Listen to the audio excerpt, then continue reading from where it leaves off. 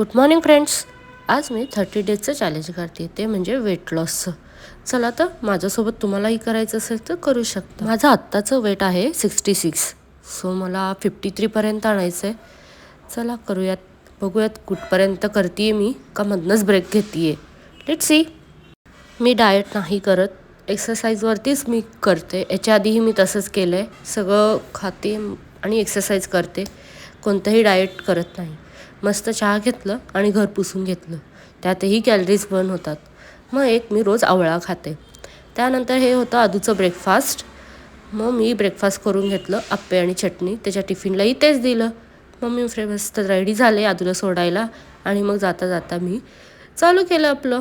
किती डिस्टन्स होतं, काय होतं. मी आदूला स्कूलला सोडायला पायी गेले.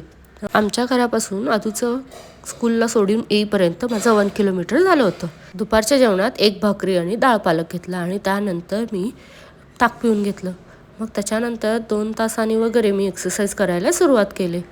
मग प्रॉपर झाली एक्सरसाइज. मग नंतर मी परत आदूला घेऊन संध्याकाळी सायकलला निघाले. त्यावेळेस परत मी सुरू केला होता. तर माझे गोल ऑलमोस्ट पूर्ण व्हायला आले होते. बस थोडंसंच टास्क बाकी होतं. मग घरी आलो, त्यानंतर मी नुसतं रात्री भात खाऊन घेतलं थोडंसं. चला आता उद्या भेटूयात. Bye bye.